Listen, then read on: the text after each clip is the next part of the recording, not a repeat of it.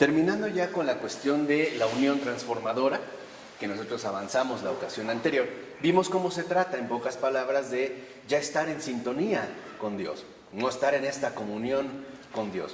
Y uno de los rasgos que cabe destacar es que a partir de esta unión transformadora ya no hay diferencia alguna entre las realidades internas de las externas. ¿Por qué? Porque todas estas realidades tienen sus raíces en Dios y son una manifestación suya. ¿Qué quiere decir? Que entonces, si nosotros realmente no alcanzamos esta unión transformadora, podremos también acceder a la contemplación.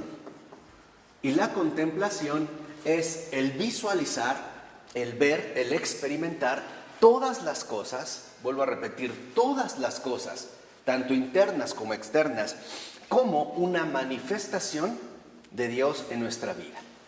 Esto es vital porque involucra que entonces, a partir de la unión transformadora, nosotros ya hemos alcanzado una madurez espiritual. ¿Qué es la madurez espiritual? Cuando nos percatamos que todo lo que sucede en nuestra vida viene de Dios. Todo. Sea lo que sea. Lo que sea. Desde una enfermedad, un conflicto, una dificultad, cualquier cosa que digamos en un primer momento podría llegar a espantarnos o incluso a perturbarnos, ¿no? A veces nos preguntamos que cómo ha sido posible esto.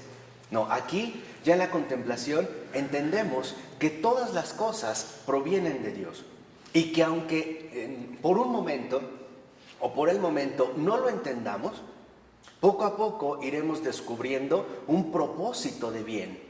Y esto es fundamental. O sea, todo lo que ha ocurrido en nuestra vida no es gratuito. Nada es gratuito. Todo tiene un sentido y esto es fundamental.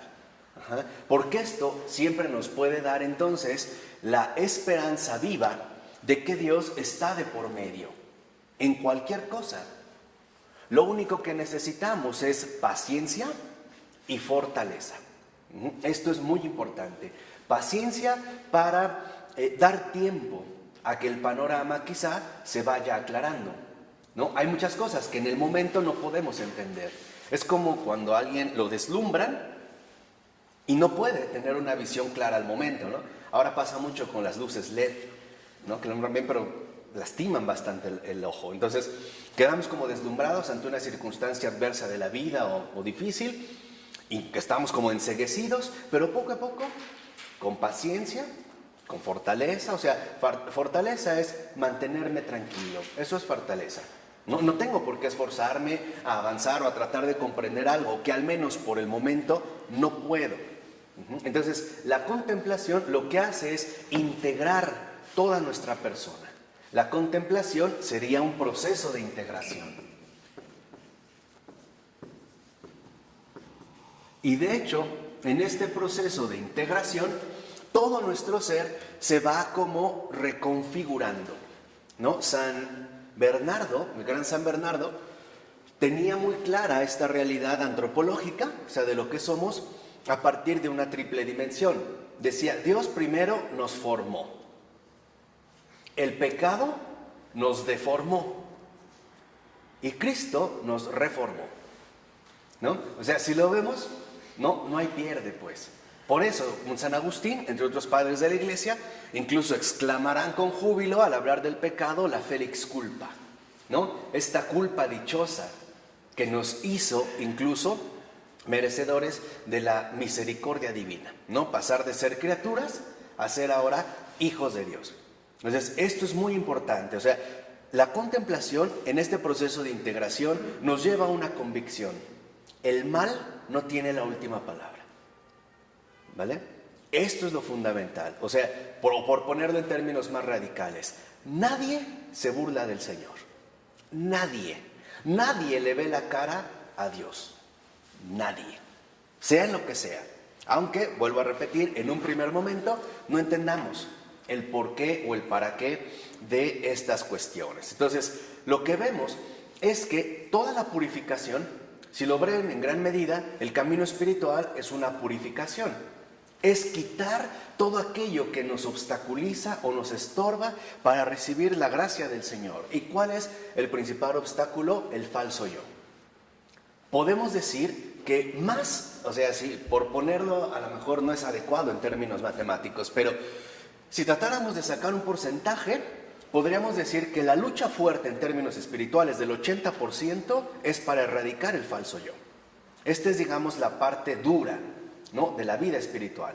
El ir desarticulando o disolviendo este falso yo. ¿Para qué? Para que entonces podamos experimentar la presencia divina y por lo tanto convertirnos en transmisores.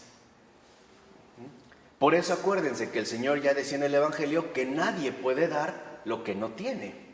Entonces, para que nosotros podamos transmitir a Dios, primero tenemos que experimentarlo de manera completa. Y esta presencia divina se va a traducir en un amor sin fronteras. Ese es el amor de Dios. O sea, lo que queremos es que la contemplación, en esta unión transformadora, en este proceso de integración, nosotros quedemos plenamente adheridos, ya quedemos plenamente instalados en el amor de Dios. Y es un amor de Dios sin fronteras. O sea, que en este amor de Dios ya no hay, por así decirlo, los favoritismos humanos, donde a veces optamos, por ejemplo, por manifestar un mayor aprecio o cariño por cierta gente. Aquí ya no. Aquí simplemente es un amor sin fronteras que busca llegar o comunicarse a toda la gente, ¿no? Y aquí lo vemos, por ejemplo, en el mensaje claro de Jesús, en el envío de los apóstoles. Vayan y prediquen el Evangelio a todas las naciones, ¿no? Hasta el fin del mundo. O sea, sin restricción. Pero también hay que hablar cómo se manifiesta el amor de Dios en el corazón del ser humano, ontológicamente, adentro, cómo se manifiesta. Se manifiesta cuando nosotros vemos superados cualquier limitación propia, que es lo que va a hacer, digamos, la labor de purificación, la desintegración del falso yo, o sea, la superación del egoísmo. No, porque yo quiero decir que se siente en el corazón que estás enamorado de Dios todo el tiempo. Sí, es lo que decíamos en el caso de la contemplación, es ya percibir, ver todo con sus raíces en Dios, ¿no? Está ya, digamos, plenamente fija la presencia de Dios en todos los aspectos de mi vida. Por ejemplo, vamos a suponer que yo ya estoy en la contemplación. Ojo, la contemplación no es un momento especial de meditación, como a veces lo solemos suponer. La contemplación es vida diaria, ¿eh? Esa es la contemplación, o sea, hasta en los detalles más mínimos de mi existencia. Ahí el Señor se manifiesta. Vamos a suponer que de repente me encuentro con alguien que probablemente no me cae bien, o que me cuesta trabajo, ¿no? Poder convivir. Bueno, si yo realmente ya estoy en la contemplación, puedo captar cuál es, digamos, el propósito de este encuentro. Uno, puede ser también para que yo ejercite virtudes que están debilitadas. Por ejemplo, la paciencia, por mencionar un caso, ¿no? O la suavidad en el tacto. También puede ser, en último término, para poderle transmitir a esta persona algo que Dios quiere darle. Y esto es vital. O sea, el amor de Dios es darle al otro todo lo que Dios quiere que reciba. Ese es el amor sin fronteras. Dar al otro todo lo que Dios quiere que reciba. Todo, ¿eh? O sea, cuando digo todo es literal. Por ejemplo, pueden ser cosas materiales, pueden ser valores morales, pueden ser luces intelectuales, pueden ser afectos fraternos, pueden ser correcciones fraternas. También, o sea, darle al otro lo que Dios quiere que reciba. Eso es amar. Este es, digamos, verdaderamente el amor cristiano. Este es el Evangelio. El Evangelio es dar al otro todo lo que Dios quiere que reciba. Pero para que esto pueda suceder, yo necesito estar plenamente abierto a, vamos a decirlo así, a la acción de Dios en mi vida. O sea, tengo que estar plenamente conectado al canal de la gracia. De otra forma no podré. Estaría, digamos, en este sentido, como obstaculizado. Cuando uno está en contemplación, uno se va volviendo cada vez más fino para entender lo que el Señor pide en cada situación concreta de mi vida. Por ejemplo, a veces el Señor nos pide hablar, a veces nos pide callar. No siempre hay que hablar, ¿no? Uno lo va a ir, digamos, como percibiendo más claramente en la dinámica de vida. Esta es contemplación. Una relación consciente con Dios. Exactamente, pero consciente en serio. Vamos a decirlo así, lúcida, ¿no? Una relación verdaderamente lúcida. Entonces, la contemplación es dinámica de vida.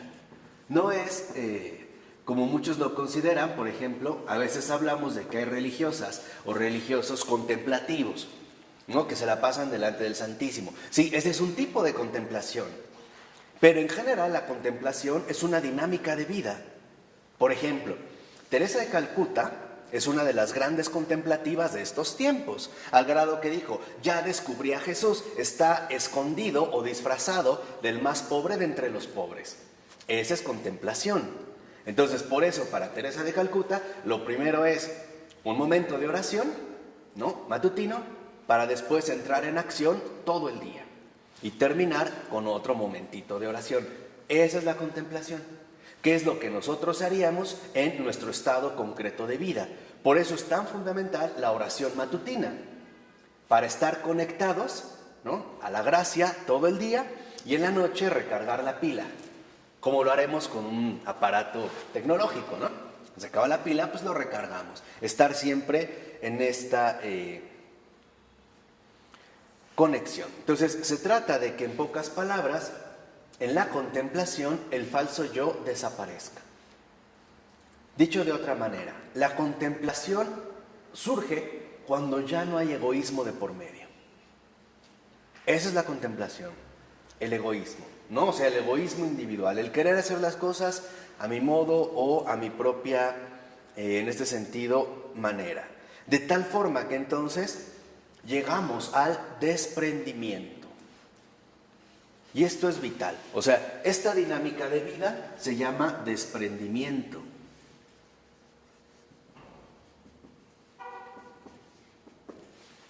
El desprendimiento significa que ahora ya hemos logrado ser libres para darnos a los demás. De tal manera que toda nuestra vida, toda nuestra persona se va a transformar en un ofrecimiento.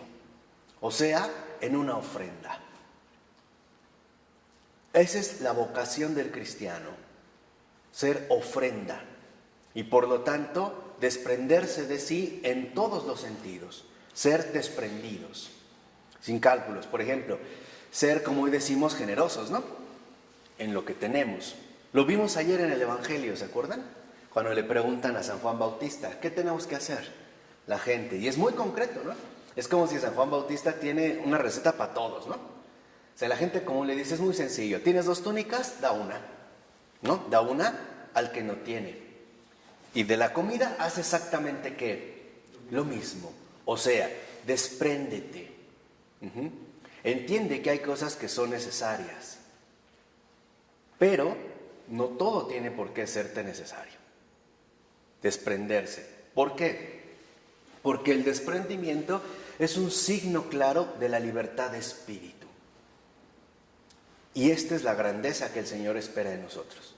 Por ejemplo, un mártir es aquel que ya está tan desprendido que incluso no tiene reparo o molestia en ofrecer su propia vida en beneficio de los demás, sea lo que sea, ¿no? Por ejemplo, este gran santo también, Pier Giorgio Frassati, del siglo XX, un laico que le gustaba mucho escalar, ¿no?, en los Alpes italianos, y fumaba pipa, y él atendía a la gente enferma, se enfermó de tuberculosis, de hecho de eso murió, a nadie le dijo. Y esto es importante, o sea, ya no hay límite de decir, no, es que a lo mejor va a pasar, ¿no? Simple y sencillamente se convierte en un ofrecimiento puro. ¿Por qué? Porque es el seguimiento de Jesús. Jesús mismo lo dijo, ¿no? El Hijo del Hombre no ha venido a ser servido, sino ¿a qué? A servir. Entonces, y dar su vida, o sea, ofrecerse por completo. Por eso es que Jesús no posee nada, no sé si me explico. No posee nada, nada, porque todo está dado. al grado de que no solo Él da, Él se da a sí mismo. Incluso vemos que va a dar su cuerpo, ¿no? Su carne y su ¿qué? Y su sangre. Y esto se confirma en la cruz. ¿Por qué brota agua? ¿Por qué cuando ya lo atraviesan con la lanza, que ya ha fallecido, por qué brota agua ya? Bueno, dicen que nace la iglesia. Ajá, pero ¿por qué agua? O sea, físicamente vamos a verlo. ¿Por qué agua? Nos da vida. Porque ya no tenía sangre. Dio hasta la última ¿qué? Gota de sangre. Entonces ya lo único que queda es agua. O sea, ni siquiera se reserva un poquito. Simple y sencillamente, ¿no? Se va a dar en este sentido completamente. De tal forma que, como dice el padre Keating, este desprendimiento se involucra la anulación de ese yo posesivo y egocéntrico que quiere poseerlo todo. Esta es la maduración espiritual, la superación del yo. Un gran santo como Pavel Florensky lo resumía muy bien cuando hablaba del modo él, ¿no? Por ejemplo, en nuestro hábito ordinario de vida, las cosas son de la siguiente manera. Primero yo, después el otro, o el prójimo, al último él, ¿no? Aquí se trata justo de lo contrario. Primero él, o sea Dios, después tú, o sea el prójimo, y al último, yo. Se trata entonces de dinámicas completamente diferentes, ¿no? Ya se alcanza, digamos, en este sentido, una verdadera libertad de espíritu. Y entendemos que todas las cosas que se nos dan son cosas buenas, pero no son fines, son medios, nada más. O sea, de tal manera que entonces ya no lo vemos como objetivos en sí mismos, sino que lo vemos como peldaños o escalones para subir todavía más alto, ¿no? Para llegar en este caso a la presencia de Dios. Por ejemplo, una escalera, como decía Wittgenstein, que nos sirve para subir, una vez que alcanzamos, ¿no?, la altura requerida, la podemos echar a un lado, ¿o no? Sí. Entonces, esta es la grandeza de espíritu.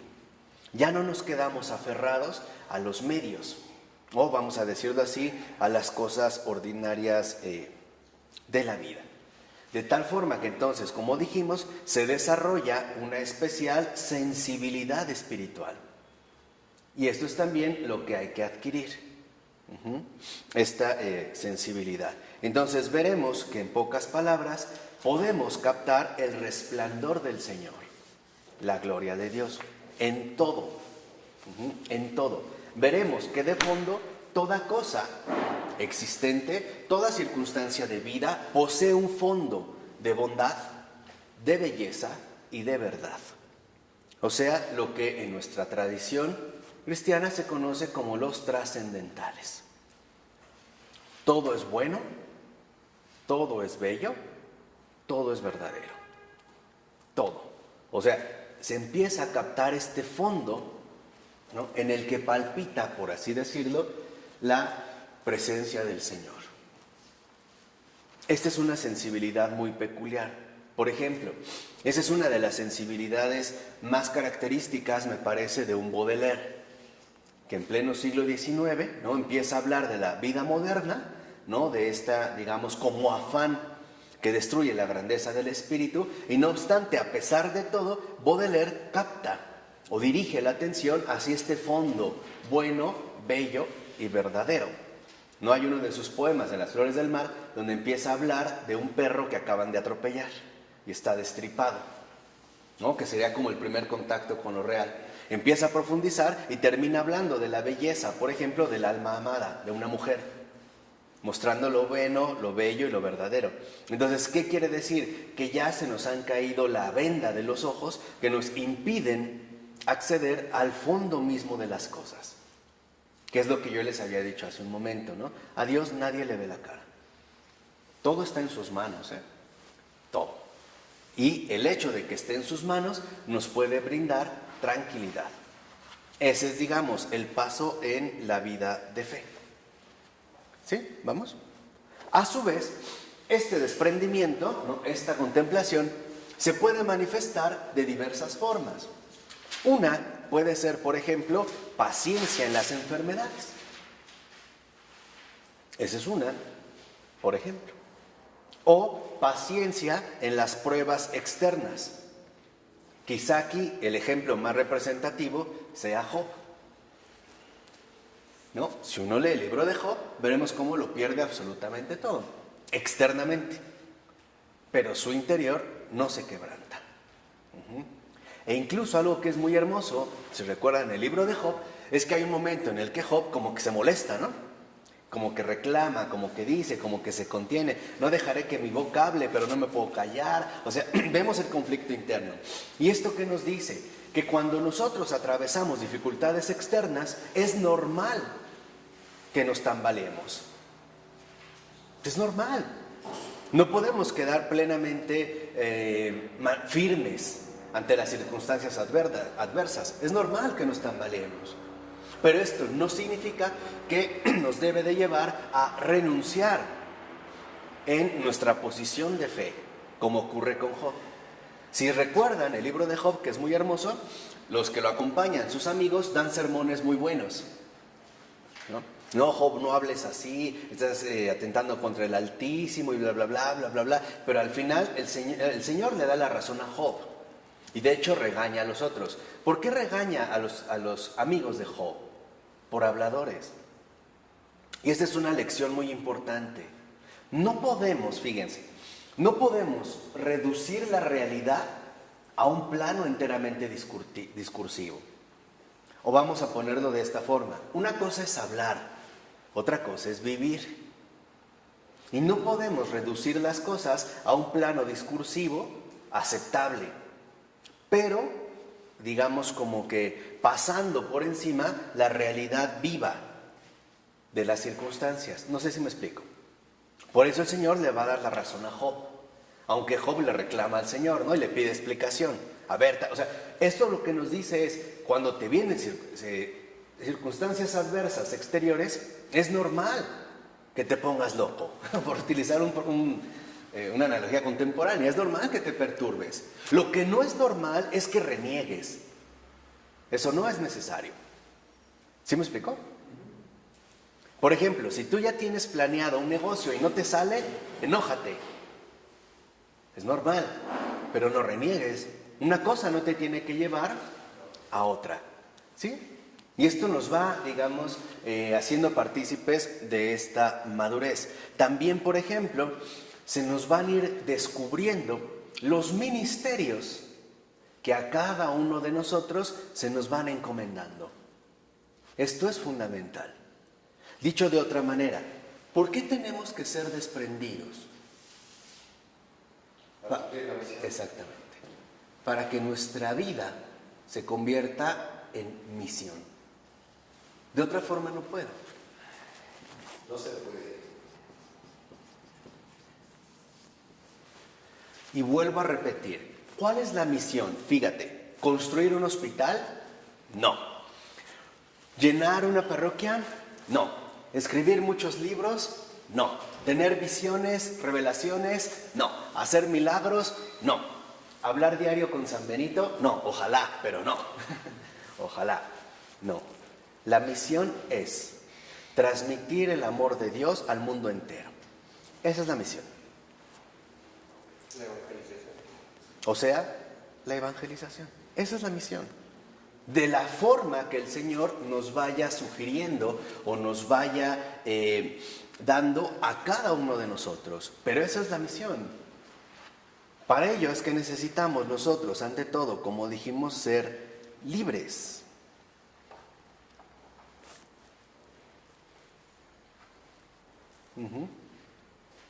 De tal forma que entonces la misión es servir. Misión es servicio. Servicio a Dios y al prójimo. Esta es la misión. De 1001 maneras. Por ejemplo, ¿qué se le pide a un médico? Por poner un caso, ¿qué se le pide a un médico? ¿Sanar qué? ¿Nada más?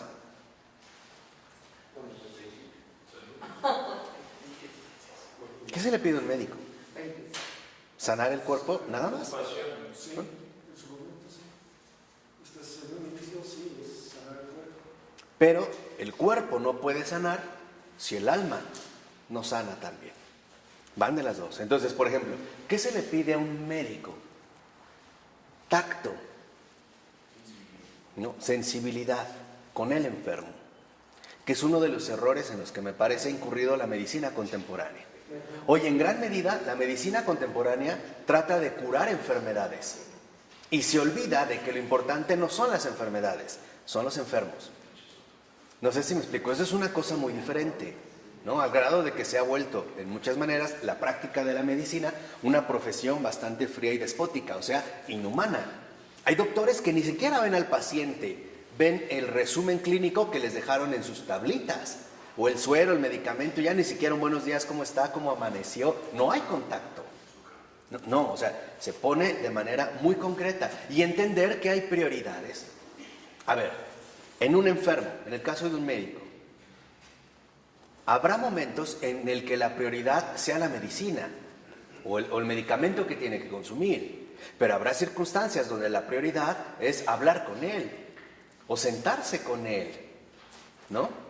Eso es lo importante, o sea, no lo podemos reducir todo a un determinado esquema. Lo vimos también ayer en el Evangelio. Cuando los publicanos le preguntan a San Juan Bautista, ¿y nosotros qué tenemos que hacer?, ¿qué les responde? ¿Se les olvidó? No es posible. En el mismo Evangelio de ayer, los publicanos le dicen a San Juan Bautista, ¿y nosotros qué tenemos que hacer? ¿Y qué le dice Juan Bautista? Básicamente lo que les dice es, no sean tranzas. No alteren las balanzas. Y a los soldados, ustedes no cometan extorsiones, no amenazas, no, o sea, ser recto. Este es el primer paso, o sea, la rectitud en lo que hacemos, en lo que realizamos. Por ejemplo, un abogado, ¿qué tiene que hacer? No solo es ganar un juicio, porque sabemos que muchos de los juicios se ganan a costa de mentiras y de falsedades. Ahí está. Entonces, ojo, ¿qué tenemos que buscar? ¿El éxito? No. Lo que tenemos que buscar es la rectitud. Esto es lo primero. Y esto es algo que, por ejemplo, a un San Agustín le costó trabajo captar. Porque él entendía, como buen retórico, el éxito en un tribunal. Pero en una ocasión deja libre, ¿no?, a un hombre que ya lo habían detenido varias veces por golpear a su mujer, hasta que en otra ocasión la mata. Y llega el hijo a reclamarle y decirle, al hombre que tú dejaste libre, ahora ya mató a mi madre. Vean, o sea, y aquí en efecto para Agustín fue un golpe bien fuerte. Lo que les decía, no quedarnos únicamente al nivel verbal. Entonces, ¿qué se requiere para la misión? Seriedad, compromiso y rectitud en lo que hagamos. O sea, no es un juego. Seriedad, compromiso, rectitud. La rectitud quiere decir ir en el camino correcto, no dejarme, ¿no?, seducir, no dejarme corromper. Y esto es un paso vital. O como el Papa Francisco ha insistido tanto en estos tiempos, no ser cómplice de la corrupción, de ninguna manera. Esa sería la rectitud. Ser, por ejemplo, en lo que tengo que realizar. Un caso muy sencillo, si yo vendo azúcar y estoy vendiendo 1 kilo, pues doy 1 kilo, no doy 900 gramos, ¿no? O si tengo gasolineras, por ejemplo, pues lleno el tanque en lo que es en litros. No que le voy quitando litros para que de ahí salga la ganancia. No. Lo que es, ¿no? Si yo dije que vendo tortas y que son de lomo, pues que sea lomo. O si es queso de cabra, que sea queso de cabra, no doble crema, por ejemplo. Si es de frijoles, no le echo arena. Ajá, si es frijoles, no le echo arena. O sea, en cosas sencillas. Es que vean que esto es lo que genera tantos desórdenes. Por ejemplo, en la repavimentación de la ciudad. Para empezar, cobran de primera y lo hacen de cuarta o quinta. Los materiales son de primera y meten de tercera o cuarta. No es posible que lo acaben de hacer y a los 2, 3, 4 días, 15 días, ya esté otra vez afuera. y otra vez otro gasto. No, lo que es. Eso es lo único, ¿no? Mantenerse finalmente en lo que es. Así que al verlo, vemos que esto involucra un servicio incondicional. O sea, servir sin esperar nada a cambio. Rompiendo todo cálculo. Porque eso es lo que debe ser, ¿o no? Seamos sinceros. A veces, por ejemplo, es llamativo cuando vamos a suponer que una persona sales en su ayuda y te dice gracias. Cuando en realidad eso es lo que todos deberíamos hacer, ¿no? ¿Y por qué nos resulta tan sorprendente? Por ejemplo, que fuéramos en la calle y se nos cayó un fajo de billetes de un pago que teníamos que hacer. Y otra persona vio, lo recogió y nos dijo, toma, se te cayó. ¿Por qué nos resulta tan sorprendente? Porque ya estamos todos torcidos. Eso es lo que tendría que ocurrir, ¿o no? Lo mismo en el caso de un teléfono o lo que sea, ¿no? O sea, decir gracias, pero es que es lo que teníamos que hacer. O sea, realmente no se está haciendo, por decirlo algo así, extraordinario, ¿no? Entonces, lo que dice ahora el padre Keating es que a través de la unión transformadora nos convertimos en servidores y no en dominadores. Todos los recursos que el Señor me ha dado, materiales, intelectuales, espirituales, emocionales, todos estos recursos se deben de traducir en servicios. No es para estar al servicio de los demás. ¿Es esto algo vital? Por cierto, quiero hacer una corrección en una interpretación errónea del Evangelio. Hay una parte en el Evangelio donde se menciona que, y todos, ¿no?, en los Hechos de los Apóstoles, Lucas dice que todos, estas primeras comunidades cristianas, lo tenían en común, ¿no? ¿Se acuerdan de este pasaje, no? Y todos tenían todo en común. Nosotros lo pensamos en términos socialistas. O sea, pensamos algo así como que no había propiedad privada, ¿no? Como que era una casa común para todos y todos el mismo plato. No, no habla de esto. Cuando dice que todos tenían lo mismo en común, todo en común, es que tenían la misma libertad de espíritu. O sea, que todos finalmente eran servidores y no dominadores, ¿no? No buscaban imponer algún tipo de dominación sobre los demás. Porque si uno es honesto, veremos que en efecto todo lo que tengo lo he recibido. Se me ha dado. Y se me ha dado para un propósito. ¿No? Es como una vez que me decían, yo no sé por qué lees tanto. Y yo les decía, pues porque ustedes no leen. Si ustedes leyeran, yo tendría más tiempo libre, ¿no? Pero no les gusta leer, bueno, pues lo leo yo. Entonces se da este don. O sea, siempre es en base a un servicio, ¿no? ¿Cuál es, digamos, como el servicio concreto que se puede dar para ir, digamos, como en la línea correcta o en la línea adecuada? Así que ahora vemos que en pocas palabras, la unión transformadora, la misión, con estas tres cualidades, es un nuevo modo de ser en el mundo. Esta es la misión. Es un nuevo modo de ser en el mundo.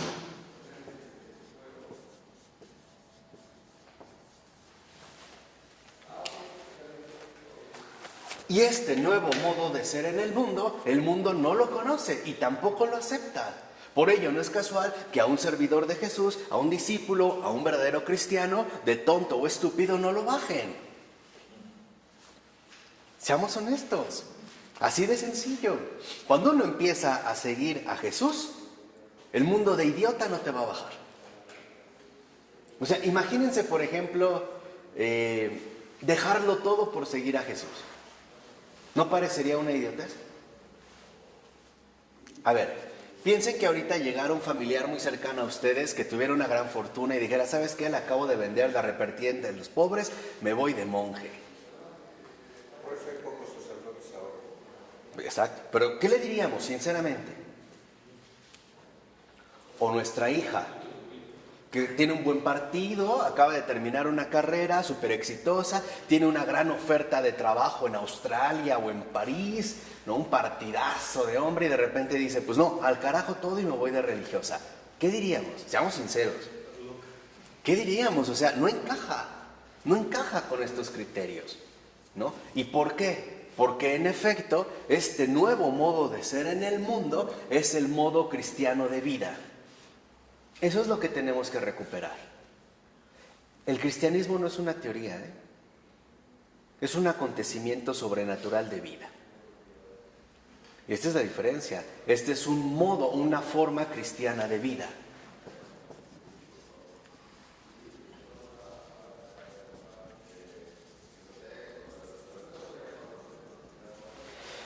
Esta es la forma cristiana de vivir.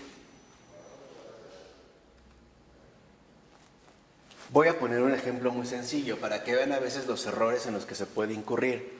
Hay terapeutas psiquiátricos o psicológicos que es obvio que si están atendiendo gente es porque es gente que va debilitada en algunos aspectos de su vida y luego aprovechan esta debilidad para obtener sus propios propósitos. O sea, la empiezan a enredar, ¿no?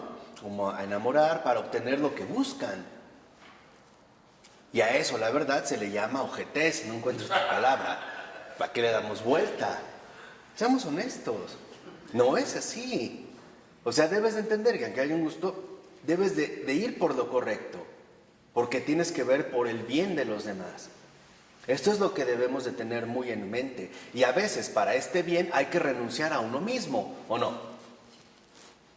A ver, como profesor, ¿no habrá momentos en que hay alumnas despampanantes y atractivas? ¿Qué hago? ¿Dejo que chille el marrano y entonces me involucro y la seduzco? Pues no, hay que mantener un límite. Y hay que entender que el problema no está allá, el problema está aquí. ¿Cuál es la postura que voy a adquirir? ¿No? O sea, esa es la vigilancia concreta. Esto es lo que debemos de alcanzar, esta forma cristiana de vivir, que el mundo no conoce y que tampoco acepta. Porque les decía, van finalmente, ¿no?, en sentidos básicamente opuestos. El mundo siempre quiere sacar provecho de todo y de todos, ¿no? O sea, siempre por eso hoy vemos la extrema polarización en el caso de las riquezas. Los ricos cada vez más ricos, y los pobres cada vez ya no pobres, miserables. En todos los sentidos, porque hoy la miseria no se reduce a la dimensión material. Es una miseria social del desamparo, donde nadie, por ejemplo, mete las manos o levanta la voz por este tipo de gente. Seamos sinceros, en el caso de las injusticias, a ver, ¿a cuántas personas no puede ser que se les vendió un terrenito en un área, vino una lluvia, se desgajó el cerro, ¿quién les devolvió algo? Que acaba de pasar en Santa Fe. 7 casitas, ¿y no metieron una demanda millonaria? O sea, eso es lo que quiero que entiendan. O sea, estamos llamados en la forma cristiana de vivir y sobre todo en estos tiempos a comprometernos con los más desprotegidos, con los más desamparados, con los más abandonados. En todos los sentidos. Se los vuelvo a repetir.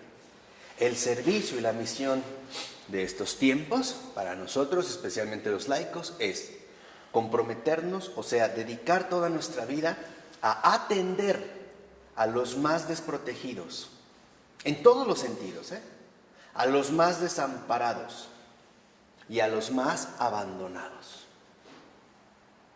A estos. No solo en términos materiales, también emocionales, intelectuales, espirituales, psicológicos. A ellos, aquellos que el mundo desprecia por una u otra razón. Lo que yo les he insistido. Tal vez no lo vemos ahorita, pero nosotros somos responsables de un montón de gente que ni siquiera vimos de manera directa, pero que estaba vinculada a nuestra existencia, ¿no? Somos como un circuito de múltiples conexiones. Somos una especie de red amplia de vínculos, sobre todo invisibles. Pongamos un ejemplo muy sencillo. Yo como profesor puedo dar una clase, dejar algo, pero este alumno lo puede transmitir a alguien más, y a alguien más, y así sucesivamente. ¿A dónde va a parar? No lo sabemos, pero puede ser para bien o para mal. Por eso necesitamos recordar la enorme importancia que posee nuestra misión. Cada uno de nosotros, si se salva, no se va a salvar solo, Nuestra salvación es siempre comunitaria. Es como en racimo, como en racimos de uvas. ¿Ustedes conocen los viñedos? Bueno, yo no, pero me los puedo imaginar claramente, pero para ustedes les va a ser más fácil. Pero cuando van a hacer la cosecha de los viñedos, ¿verdad? Ustedes me van a desmentir, pero para que vean mi imaginación, ¿no? ¿Verdad que no arrancan uva por uva? No, ¿verdad? ¿Qué cortan? El racimo. Bueno, cada uno de nosotros está llamado a cosechar un racimo. ¿Sí me explico? Este racimo pueden ser 100,000, 1,000,000, pero son muchas almas. Nadie va solo, La salvación no es privada. La salvación no es individual. La salvación es comunitaria. Y se los voy a decir de una vez, aunque no le guste a los protestantes y a los calvinistas. O nos salvamos todos, o estamos jodidos. Porque el propio Señor lo dijo, la voluntad de mi Padre es que todos los hombres se salven. Todos. Y ese es el esfuerzo continuo en el que nosotros debemos empeñarnos gradualmente. Concentrarme en primer lugar ahí donde el Señor me ha puesto. Y de ahí ponerme a trabajar. Porque el viñedo es la tierra a donde fuimos enviados. Cuando viene la cosecha se corta un racimo, no se arranca uva por uva, se corta un racimo. Hay racimos más pequeños, hay racimos más grandes, puede haber racimos enormes, no importa. Lo que importa es que alrededor nuestro se nos han encomendado mucha otra gente, muchas otras personas, muchas. Algunas las conoceremos, pero a muchas otras definitivamente no. Pero no caminamos para claro, pero nos dio la voz de Dios. no, o sea, tampoco nos interesa, ¿no? La verdad, o sea, podemos pasar desapercibidos o invisibles, pues. Entonces, el punto está en traer a la luz a todos los invisibles de estos tiempos. Por ejemplo, toda la gente que vive tremendamente afligida por la enorme cantidad de deudas que tiene, por esta cultura de los créditos que tanto agobian y destrozan las almas, y que es parte de una de las esclavitudes del sistema de consumo en el que vivimos, porque sabemos que un ingreso neto no lo hay. Por eso se recurren a los créditos. Y después son créditos que en último término terminan aplastando al alma, ¿no? Toda la gente que se preocupa, por ejemplo, por la mala educación que están recibiendo sus hijos, e incluso por la falta de educación, por la imposibilidad que tiene para conseguir una vivienda. Y no nos quedemos en estos niveles, hay niveles más inmediatos, por toda la gente que sufre por no encontrar un verdadero amigo en este mundo. Más bien pareciera que lo único que ha encontrado son traidores, destructores, y no una verdadera amistad. Por todos los que son rechazados por una u otra forma. Incluso por su apariencia física. Hemos llegado a ese extremo, ¿no? En el bullying. Que si está gordo, que si está flaco, que si es moreno, que si es güero, que si no sé qué. O sea, por todo el desprecio al que se ven sometidos continuamente tantas y tantas almas. Ahí es a donde el Señor quiere llegar. Ahí. Porque hay un hecho muy concreto. Hoy las almas no van al Señor. Ustedes vean las parroquias y eso vacías, ¿no? Básicamente. Pero el Señor no se queda de manos cruzadas. Y el Señor tiene una convicción. Ellos no vienen a mí, pero yo sí voy a ellos. ¿Me llevas? ¿O no? Este es el punto. O sea, el punto es que nosotros realmente alcancemos esta disponibilidad total.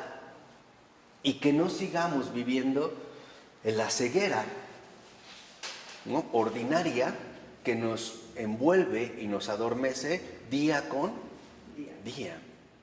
Allí es cuando entran de por medio los talentos. se nos dieron para algo.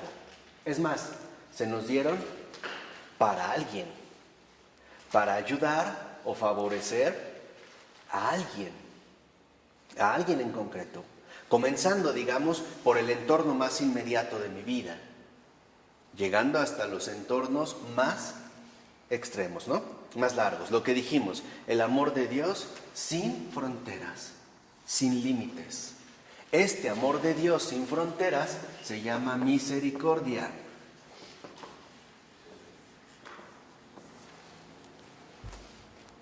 Y por ello no es casual que haya dado inicio ya este 8 de diciembre el año jubilar de la misericordia. Ahí es donde debe de encontrar el propósito en nuestra vida. Ser mensajeros de la misericordia, transmisores de la misericordia, ¿no? Dirigirnos literalmente a las necesidades concretas de la gente que sale a nuestro encuentro. Hay gente que puede tener necesidades materiales, económicas, pero también hay necesidades afectivas. Hay gente que lo único que necesita y pide a gritos es tiempo. Que le den un poco de tiempo, un abrazo, que le brinden una amistad sincera, un apoyo. Hay gente que está encontrando una palabra de consuelo, una palabra iluminadora. No que le resuelvan sus problemas, que crean en que tiene problemas. Porque a veces ni esto se otorga, la seriedad a la vida. Hay una persona que puede estar afligida por algo y alguien dice, ay, eso no es problema, hombre, ni te preocupes, ya se va a arreglar. Y la otra persona queda desconcertada. No, tomémonos en serio los padecimientos del alma, ¿no? Porque el hecho que a mí no me duela no significa que no duele. No somos la medida de las cosas. La realidad no es subjetiva, la realidad es objetiva. Y tenemos que escuchar los múltiples clamores y lamentos del alma humana contemporánea. Son muchos los padecimientos que el alma humana de los hombres de estos tiempos contemporáneos está padeciendo. Agobios económicos, agobios emocionales, el miedo de que me van a correr de mi trabajo. Por ejemplo, ahora, ¿no? La angustia de que ya no puedo acceder como joven a un retiro digno. No hay jubilaciones, no hay prestaciones, no hay antigüedades. Una cultura del desamparo total, sin expectativa. Por eso no es casual que a estas alturas, 2015, la segunda causa de muerte a nivel mundial sea el suicidio. ¿Sí sabían? Y joven.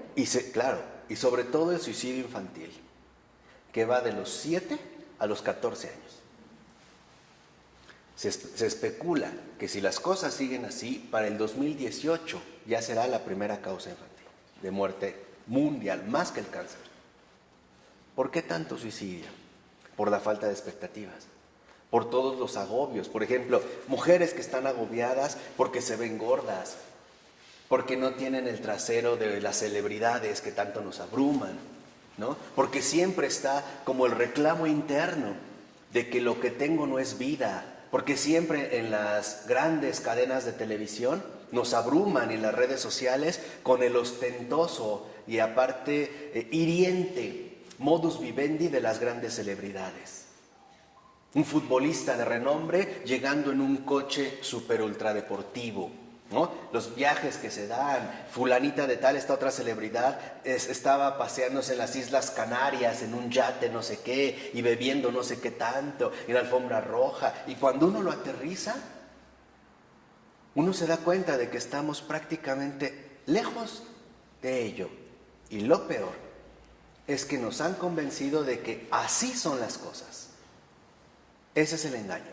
Pero la contemplación te hace ver todo el vacío que ves. Claro. Lo ves, ves su vacío al mismo tiempo. Y sabes lo que te da asco. Claro, pero la mayoría de la gente no lo ve y por eso padece.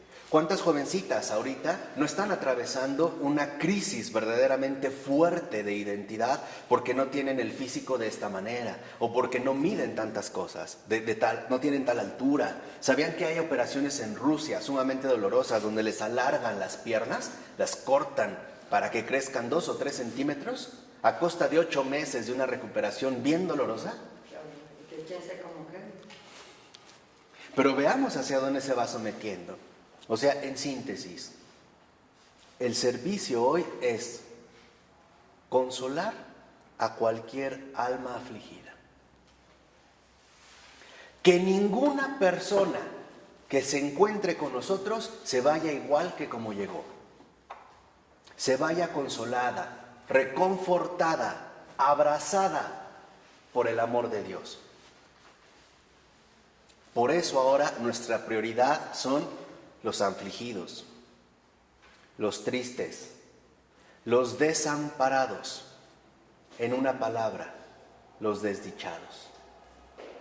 En todas sus variedades, los desdichados, en todas sus variedades, sea la que sea. ¿De acuerdo? Ese es el trabajo del día con día. Nuestra vida solo tendrá sentido haciéndolo. De otra forma, nosotros pasaremos a ser uno más de tantos desdichados. Y más desdichados aún porque no llega la ayuda que tanto anhelamos.